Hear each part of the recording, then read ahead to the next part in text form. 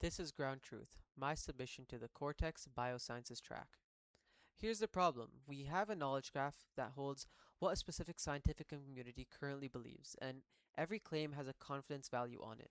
New experimental results come in one at a time, and something has to decide what each one should change. And that's really hard because there's two ways to fill, and they're both really easy to fall into. You could anchor, where you cling to what you already believe in, or you could flip flop, where you just swing to whatever you were told last. And on top of that, these results are untrusted documents. Some of them contain text specifically designed to overwrite the graph, so the system has to update on real evidence while being completely immune to persuasion.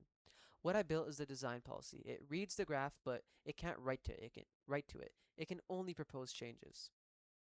So every result comes with two channels. There is the body, which is free text and can exaggerate or lie, and there's provenance, a structured record of how many labs, how many replications, and whether it was retracted. Provenance is the only thing that actually sizes an update. So test 1 is confirmation, something we already believe in, backed by many groups.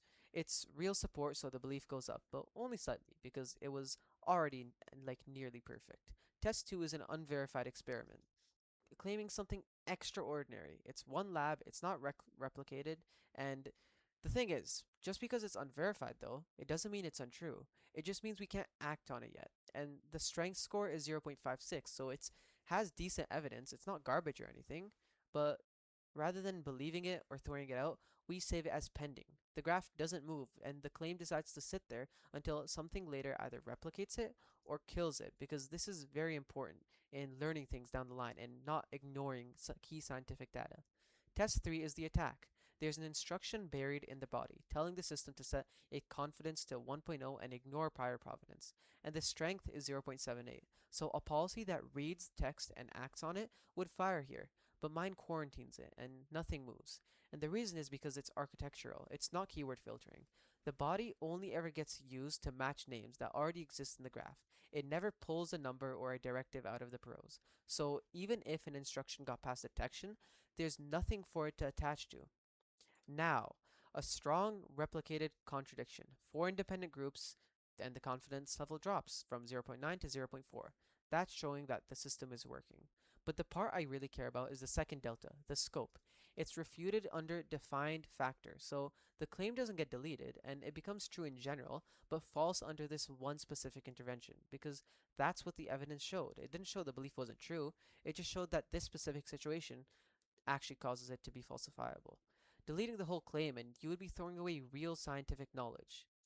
And these last two are very important. So the graph tracks two things about a cell: potency, how flexible it is, and lineage, which family branch it's on.